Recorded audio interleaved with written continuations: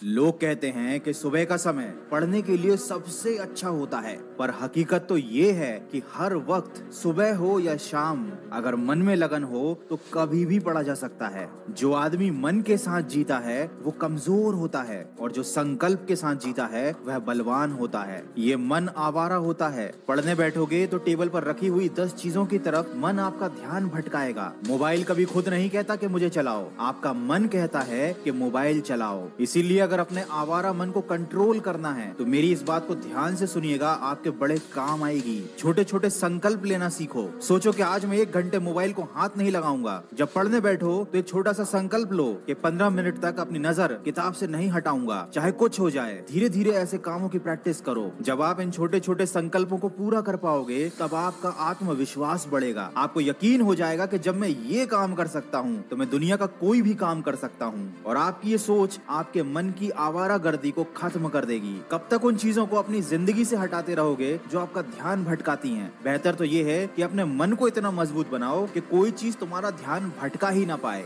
वो कहते हैं ना, सड़क से कंकर हटाने की जगह पैरों में जूता पहन लेना ज्यादा बेहतर होता है। किसी ने क्या खूब कहा है, मौत तो सबको आती है पर जीना हर किसी को नहीं आता। देखो, अभी तुम्हारे पास मौका है अपनी लाइफ बनाने का, और ये मौका आने वाले समय में तुम्हारे पास नहीं रहेगा। और अगर तुमको अभी भी पढ़ाई बोरिंग लगती है तो इसका मतलब ये है कि तुमको आज तक पता ही नहीं चल पाया कि तुम पढ़ क्यों रहे हो। पढ़ाई बोरिंग होती है, सच बात है, बिल्कुल बोरिंग होती है। इसमें कोई मजा नहीं, कोई एंटरटेनमेंट नहीं, कुछ भी नहीं। लेकिन सोना भी तो बोरिंग होता है। इसमें कौन सा एंटरटेनमेंट, कौन सा मजा होता है? खाना खाना भी बोरिंग होता है, लेकिन जब नींद आती है तो सोना पड़ता है। भूख लगती है तो खाना पड़ता है। तब एंटरटेनमेंट और मजा, ये सारी बातें मायने नहीं रखते, क्योंकि इनकी जरूरत नहीं है।